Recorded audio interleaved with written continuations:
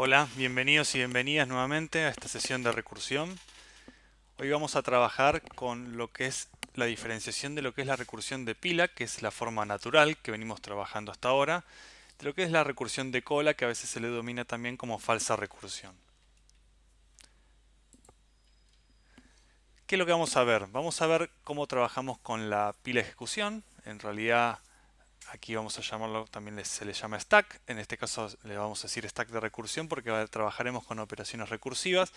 Pero bueno, es la misma pila de ejecución, la misma stack, execution stack que trabajamos siempre cuando vieron en materias anteriores. Y vamos a trabajar o ver también lo que es la recursión de cola y cómo poder eliminar esta recursión natural que se da generalmente, que es lo que se llama recursión de pila, a través de dos formas o dos maneras de poder reemplazarla. Una que es muy natural o que es común que hace a veces el mismo compilador, pero bueno, nosotros estaremos viendo cómo modificamos nuestros algoritmos para poder eliminar la recursión, que en muchos casos puede ser nociva o puede generar problemas en la implementación. Pero veamos antes que nada qué es la recursión de pila. La recursión de pila más que nada es lo que venimos haciendo hasta ahora. En la mayoría de los casos, todos los algoritmos y operaciones que trabajamos las implementamos como una recursión de pila. Y básicamente la recursión de pila es lo que nosotros llamamos de alguna manera la forma más natural, ¿no?, de la recursión, que es la que se apoya en la pila de ejecución. Como nosotros veíamos algún ejemplo o alguna operación de la recursión que allá aplicamos, vemos que siempre estamos utilizando la pila de ejecución como esta estructura donde nos apoyamos para poder de alguna forma guardar información de operaciones más adentro de la recursión para cuando las finalicemos y podemos recopilar esa información que vino o esas operaciones que se realizaron en un, digamos, en un circuito más profundo de la recursión, podamos aplicarle operaciones nuevas para poder dar soluciones a las instancias de arriba o las instancias previas que nos llamaron. Por lo tanto, esta pila de ejecución resulta clave. Y eso es lo que puede generar a veces el problema de cuando tenemos, por ejemplo, recursiones muy profundas, ¿no? De poder llegar a tener el problema del desbordamiento, ¿no? Este famoso stack overflow. Por lo tanto, tenemos que tener cuidado cuando trabajamos con este tipo de recursión. Más allá de que es una de las más elegantes y es la que más comúnmente se ve, o de las que más comúnmente se enseña, la recursión de pila a veces es algo que no es deseado dependiendo de cómo se lo estemos implementando en nuestro programa. Veamos que esta definición es la que diferencia más que nada a lo que va a ser la recursión de cola, porque nosotros habíamos visto en una implementación clásica, ¿no?, en un template de operaciones recursivas, siempre hacíamos algo con descomponer un problema grande en problemas pequeños o más chicos que se pueden resolver de la misma forma, y una vez que terminamos de resolver esos problemas de la misma forma, que son más pequeños, recopilamos esa información que se hizo o recopilamos ese producto que se generó y de alguna manera lo manipulamos para poder devolver en la instancia actual este resultado, ¿no? Entonces esta manipulación, ¿sí?, de lo que es la invocación recursiva previa es lo que a nosotros requiere de alguna manera la estructura de pila de la ejecución y por lo tanto siempre va a suceder cuando estemos hablando de recursión de pila. Veamos un ejemplo antes que nada para refrescar el tema de la pila de ejecución, y qué mejor que ver el ejemplo con lo que es justamente un ejemplo recursivo. Esta es una manera de implementar el producto, ¿no?, como a través de sumas sucesivas. Esto ya lo hemos visto, y las sumas sucesivas se dan justamente con la operación de decrementar uno de ellos para luego, que en este caso es S, para luego devolver lo que vamos incrementando en Z, ¿no? Veamos que B en este caso es el segundo operando, ¿no?, de un producto. Sería en este caso la B corta que pasa acá, y ese es el primer operando de este producto. Ese lo vamos reduciendo en 1, decrementando en 1, y a B lo vamos sumando tantas veces como S existan. ¿Por qué? Porque esto se va a replicar, el producto se va a ejecutar tantas veces como tengamos S de unidades de S. Al final se devuelve el 0. Veamos que esto lo estamos guardando en un acumulador Z, que es una variable local, ¿sí? Por lo menos en realidad estamos guardando el resultado de la llamada previa de la recursión para luego realizar la suma.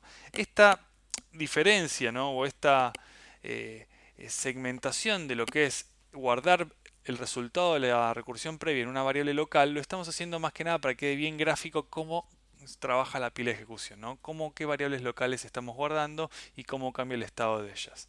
Vamos a ver básicamente rápido cómo es la ejecución de este main, que es muy sencillo, donde simplemente vamos a declarar dos variables, las inicializamos con estos valores y luego vamos a aplicar la operación producto asignándola nuevamente a la variable x.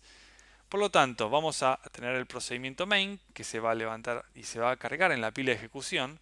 Por lo tanto, es lo primero que se carga. Y aquí ya tenemos información de lo que son las variables locales. Estas variables locales para main, que obviamente siendo main son variables globales, pero también van a existir acá, ¿no? En la pila de ejecución. Luego, el main lo que va a hacer es en la línea 5 llamar al producto. Esta primera ejecución de producto. Esta primera ejecución de producto se ejecuta justamente con dos parámetros, el 3 y el 2. Por lo tanto, en producto, cuando se carga en la pila de ejecución, vamos a tener, además de la dirección de retorno para poder volver al main, vamos a tener, que aquí no está obviamente explícita, pero también sabemos que existe. Acá a nosotros nos importa más que nada qué valores tienen las variables locales. Y vemos que S y B corta y Z son variables locales propias de esta llamada a producto, ¿no? Esta instancia que estamos invocando. Por eso pusimos letras distintas, ¿no? Para poder identificar bien que estamos hablando acá de X y ahí, y acá estamos hablando de S y B. Estas pasan por valor, por lo tanto son variables locales propias de esta instancia de producto. Por lo tanto, la pila de ejecución tiene que guardar esa información, que es tal cual la vemos aquí. ¿Qué va a suceder? Obviamente no va a entrar en caso base y vamos a llamar a un caso recursivo. Y el caso recursivo, ¿qué va a hacer? Va a quedarse en la línea 7. La 8 no va a llegar a ejecutarse. ¿Por qué? Porque justamente volvimos a llamar a producto. Por lo tanto, en línea 7, al volver a llamar a producto, ¿qué sucede? Lo que va a suceder es que se va a cargar una nueva instancia de producto en la pila de ejecución. Y queda pendiente la ejecución de la línea 8 de la llamada primera que se hizo a producto. Acá donde estamos viendo. Ahora, cuando llamamos a producto en esta nueva instancia, en la instancia 2.2, vemos que ahora la variable S y la B corta tienen dos valores distintos, ¿no? ¿Por qué? Porque son obviamente variables locales propias de esta instancia que se llamó. Lo mismo que la variable Z, que hasta ahora solo está declarada y nunca se utilizó o nunca se le asignó nada. Sucede lo mismo en este caso y se va a llamar nuevamente a la otra instancia de producto, ¿no? Nada más que en este caso se llama con los parámetros 1 y 2, porque en la línea 7 a S se le resta una unidad. Una vez que se le llama nuevamente en el caso recursivo de esta instancia, lo que vamos a llegar es a una instancia de caso base donde se llama producto con el parámetro 0 directamente como S, ¿no? Acá se redujo S a tal punto que se queda en 0, por lo tanto se devuelve este valor 0. Veamos que la devolución acá es directa, acá no importa que la variable z que tengamos, la devolución se hace directa, por lo tanto entra en el caso base sí, y va a entrar a la línea 5, hace la devolución de 0 y ya termina el procedimiento o la función producto. Por lo tanto, este caso base lo que va a hacer es desaparecer de la pila de ejecución y va a devolver aquí el número 0. Fíjense que automáticamente en la instancia previa de recursión, donde estaba guardada en la pila de ejecución esta instancia, la variable z ahora tiene un 0. Este 0 obviamente viene de la ejecución previa que se hizo, ¿no? De la última que se hizo. Por lo tanto, va ahora por computar, teniendo en z0, la devolución de b más z. Veamos que en la pila de ejecución b vale 2 y z vale 0. Por lo tanto, la devolución de esta instancia de recursión de producto va a ser justamente cuando termina 2 más 0. Lo que valía 2 y lo que valía z. Por lo tanto, que devuelve un 2. Obviamente se desapiló y ahora nos queda pendiente, ya tenemos el valor z asignado, fíjense en la línea 7, de la instancia previa de ejecución. La que habíamos ejecutado acá con el parámetro 2.2. Ahora con el parámetro 2.2 tenemos el valor de z en 2. ¿Qué va a devolver esta instancia de recursión? Obviamente va a ir a la línea 8 y va a devolver b corta más z. B corta en esta instancia de recursión vale 2, z vale 2. Por lo tanto, al devolverlo en la línea 8 se desapila esta instancia de producto y se devuelve 2 más 2 igual a 4. Por lo tanto, el z de la versión previa, que era una variable local que se estaba guardando para ser asignada, ahora va a tener asignado el número 4. Y así sucede lo mismo hasta llegar al main, porque en este caso lo que va a pasar es que cuando termine el producto de esta instancia, lo que va a hacer es sumar el 4 más la variable b, local que tiene, que es el 2, por lo tanto devuelve el 6. Se desapila y devuelve el 6. Finalmente, como estamos en el main, la x pasa a valer 6. Si lo vemos, ¿por qué? Porque justamente la x se le asigna el resultado en la línea 5 del main, lo que era el producto. Este es un ejemplo clásico de la pila de ejecución con un ejemplo básico recursivo y en este caso es de pila. Por lo tanto, definiendo la recursión de pila, sabemos que es un procedimiento o una función, ¿no? Cualquier operación recursiva que se va a invocar a sí misma, ¿no? Obviamente esa es la definición de recursión. Pero siempre sabemos que, o habíamos visto que teníamos este esquema, ¿no? De template, por decirlo de una manera, de estructura de recursión, donde veíamos que yo, como comentaba hace un rato, ¿no? Dividimos el problema en varios subproblemas, los resolvemos de forma recursiva, fíjense que resolver es la misma operación que estamos llamando, y devolvemos la solución. La solución obviamente va a estar dependiendo de combinar estas soluciones, ¿no? Todas estas operaciones que se ejecutan después del primer resolver, como vimos antes, son operaciones que quedan pendientes, ¿no? Por eso es que es necesaria la pila de ejecución, esta estructura para poder guardar mi información de qué es lo que se hizo antes, o por lo menos lo que se estaba haciendo hasta el momento, para cuando yo termine de hacer esa llamada en profundidad de la recursión, pueda seguir operando todo lo que tenía con las variables, con el valor que tenía, por ejemplo, variables locales previas, ¿no? Eso es lo que me permite a mí tener la pila de ejecución, poder hacer estas recursiones de pila, ¿no? Por eso se le llama recursión de pila. Por eso están pintadas en verde, porque veamos que todo esto que se ejecuta luego, ¿sí? Es lo que queda pendiente de realizar luego de que se ejecuta la línea 6, ¿sí? Obviamente este es mi caso recursivo y este es el caso base. Por lo tanto, todo problema recursivo tiene obviamente uno más casos bases que van a terminar al final de la recursión, ¿no? Estos casos bases. Todo estos son más que nada para recordar las definiciones de recursividad clásicas, ¿no? Todo algoritmo recursivo también se define a partir de casos bases y casos recursivos. Sabemos que esta estructura siempre existe. Un caso base también obviamente va a ser el que se resuelve trivialmente, no necesita ir a ninguna instancia de recursión. Y obviamente la recursión múltiple, como vemos acá en verde, vemos que acá resolver se ejecuta varias veces. Esto es recursión múltiple, naturalmente va a necesitar una recursión de pila, porque justamente esta segunda invocación de resolver tiene que esperar que se termine la anterior. Y para guardar información de la anterior o de todo lo que venía antes, necesita una pila de ejecución para poder mantenerlo, ¿sí? Es muy complicado poder implementar algo con recursión múltiple con alguna pila explícita, pero bueno, se puede hacer esos detalles y va a depender mucho del problema, ¿no? No todo se puede transformar, pero sepamos que la recursión múltiple naturalmente es una recursión de pila. Bueno, veamos otro ejemplo rápido con el factorial, ¿no? El factorial sabemos que es la sucesión, ¿no? Desde el 1 hasta n, el factorial de n es la sucesión de 1 hasta n multiplicados, ¿no?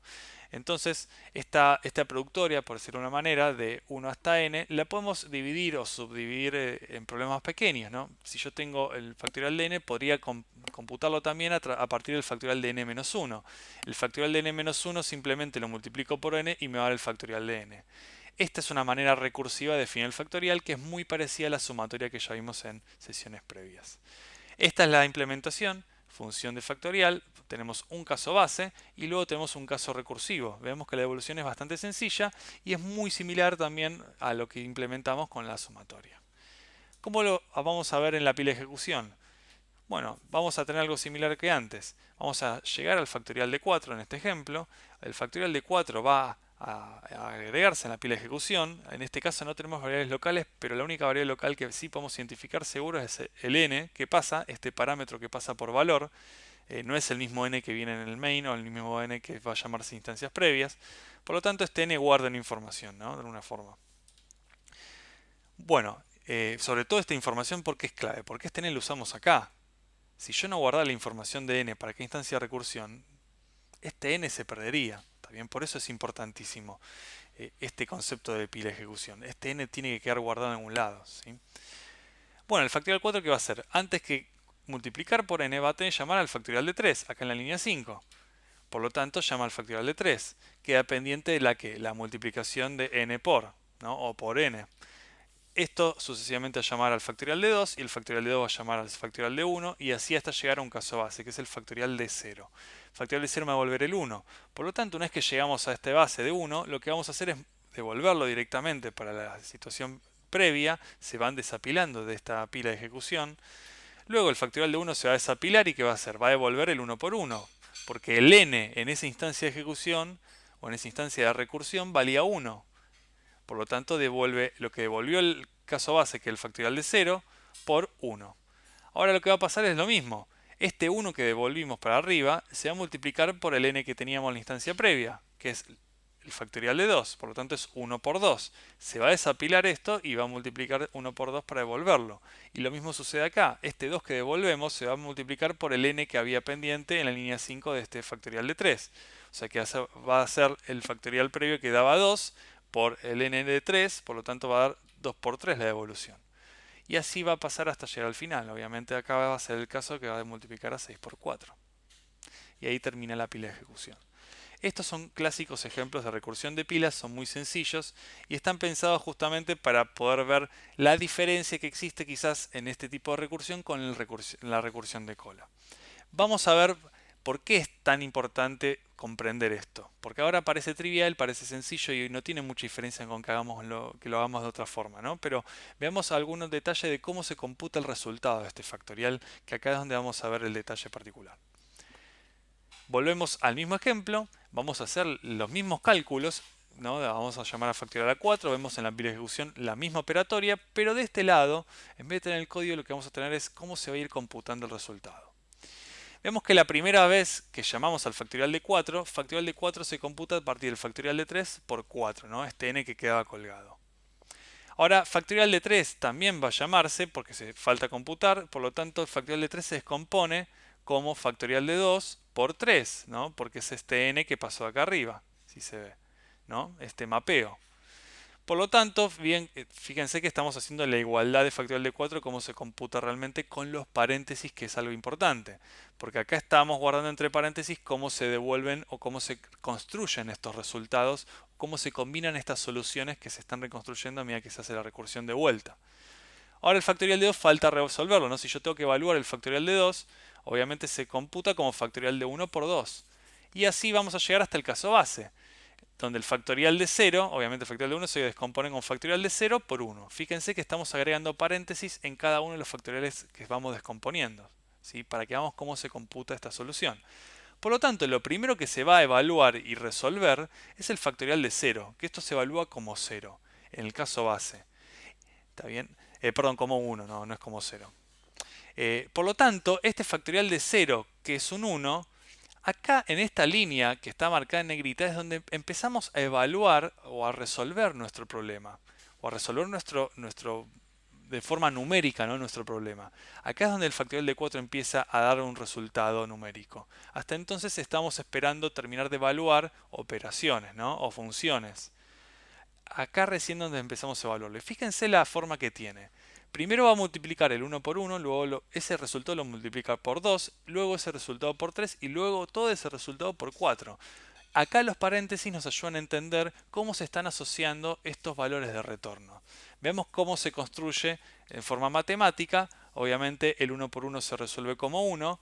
Ahora queda multiplicarlo el 1 por 2. Resolvemos este paréntesis. Ahora queda el 2 por 3. Resolvemos este paréntesis. Y ahora queda 6 por 4. Y ahí es donde se termina el resultado. Fíjense que esta manera de computar el factorial, de esta forma, con estos paréntesis como queda armada, solo es posible de una sola manera, que es cuando tenemos que resolver operaciones que son de alguna manera asociativas y conmutativas, ¿no? Si queremos cambiar esto después. Porque si esto tiene una relevancia de forma matemática, ¿no? Si estuviésemos aplicando acá divisiones en lugar de multiplicaciones, ahí quizás el cuento es distinto.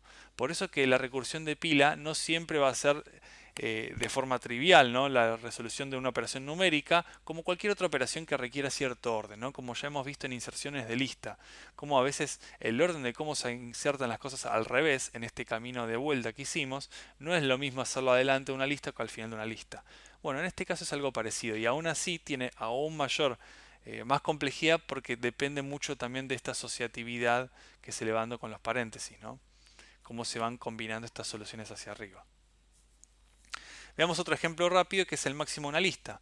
Acá incorporamos las variables de errores, ¿no? Pero el procedimiento que se está implementando está más que nada apoyado en esta notación o en esta especificación algebraica, ¿no? Esta otra forma de definirlo, donde lo que vamos a definir es que el máximo con una lista vacía va a dar un error, el máximo con una lista de un solo elemento da justamente ese único elemento, y si el máximo da una lista no son estos dos casos previos, obviamente una lista con más de un elemento, lo que vamos a validar es si la cabeza de esta lista es mayor al máximo de ¿qué? De lo que sería el resto de la lista, ¿no? Yo le estoy sacando esta cabeza que hablamos acá, o en realidad no la cabeza, el valor de la cabeza, este x, ¿no? Lo estoy comparando contra qué, contra el máximo de todo el resto. Si este x es mayor que el máximo de todo el resto, estoy hablando de que este x es mi mayor de la lista, obviamente. Ahora, si este x no es mayor al máximo de todo el resto, ¿quién va a ser el máximo de la lista? Obviamente el máximo del resto. Es por eso que se hace este if, de alguna manera acá en esta notación que se hizo de especificación algebraica. Entonces este if va a definir justamente esto que estamos hablando, ¿no? Fíjense que es bastante sencillo de presentarlo de esta manera. Y aquí obviamente manejamos el caso del error. Vamos a dar el error si es una lista vacía. Y fíjense que no entramos solo el caso del error de la lista vacía. Encima estamos acá devolviendo un 0 por una cuestión forzada, porque estamos trabajando con una función entero. Tenemos que volverlo igual. No es algo de lo más prolijo, pero bueno, es una manera de trabajarlo. De forma que el usuario que va a consumir esto valide si hubo un error o no.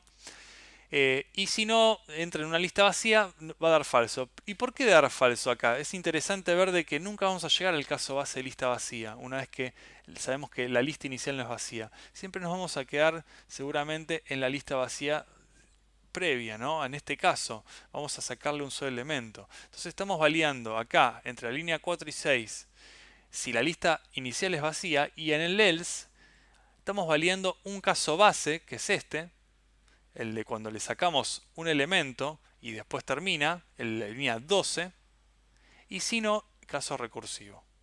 Fíjense que el caso recursivo abarca de lo que es la línea 13 a 19, ¿sí?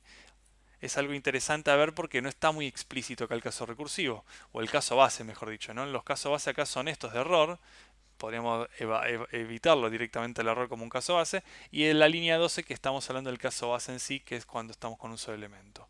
Hasta acá va a llegar la recursión cuando vayamos hacia atrás. Eso lo pueden comprobar, hagan el juego con unas listas más grandes y vean que nunca se llega a esta línea 5 y 6, nunca se va a llegar si entramos con una lista que tiene más de un elemento, ¿sí?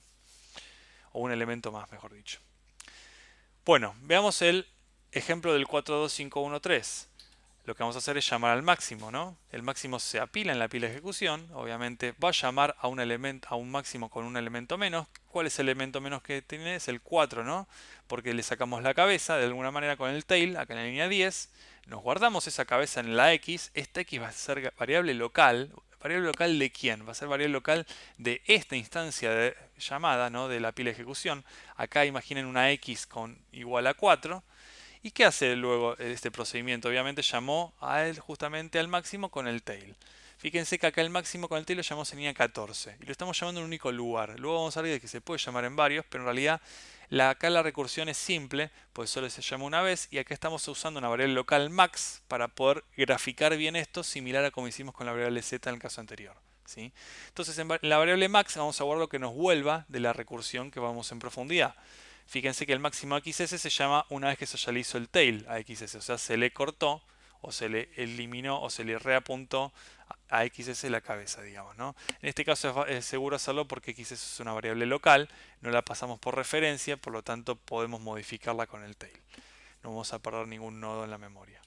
Bueno, esto va a suceder obviamente luego también en el máximo en esta invocación, va a llamarse nuevamente con el tail. Fíjense que esto va a llamarse una vez, otra vez y otra vez hasta llegar a un caso base. El caso base que llegamos, como les comenté, es el caso base de un solo elemento, no llegamos a la lista vacía. La lista vacía está solo para atajar el caso del error cuando por primera vez le pasemos una lista vacía.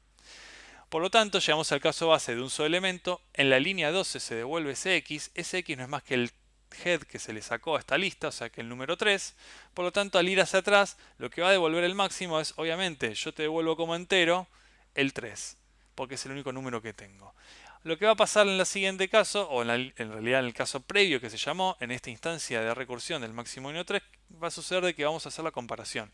Vamos a tener en max el valor que nos devolvió la llamada que hicimos antes, este 3, que nos devolvió acá el caso base, y vamos a comparar si el x que sacamos a la cabeza de esta instancia, que en este caso el x es 1, el head de esta instancia es el 1, por lo tanto comparamos 1 es mayor a 3. Obviamente no es el caso, por lo tanto que devolvemos el 3. Entonces el 3 es como que se burbujea hacia arriba, ¿no? De alguna manera. Es como que se va desplazando hacia arriba por su propio peso. ¿Qué sucede acá? Ahora en este caso es distinto porque el máximo tenemos como head en esta instancia el número 5. Por lo tanto, cuando comparemos en la línea 15, lo que va a suceder es que se devuelve el 5 porque va a entrar a la línea 16. Por lo tanto, esta instancia recursiva devuelve el 5 hacia arriba. Y acá sucede lo mismo que antes, como compara el 2 con el 5, que es el máximo que se venía arrastrando, obviamente no es suficientemente grande y se queda con el 5. Devolvemos nuevamente el 5. Y lo mismo va a pasar acá cuando comparemos en el head, que es el 4. Este que yo les decía de que guardamos en la X el 4. Va a entrar en el sino y en la línea 18 devuelve el max. Por lo tanto, el max termina siendo el 5. Otro clásico ejemplo de lo que es la recursión de pila.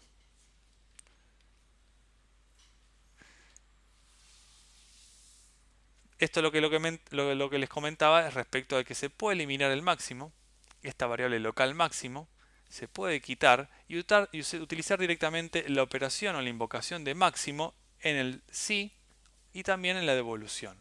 Esto es lo que habíamos hablado, en algunos lenguajes se le llama también memorización, que uno puede invocar una operación y el lenguaje, sabiendo que luego lo va a necesitar esa misma llamada, probablemente la vuelva a utilizar, ¿no? Entonces puede optimizar de alguna manera el resultado del entero recibido acá, guardarlo o cachearlo en algún lado para poder devolverlo acá.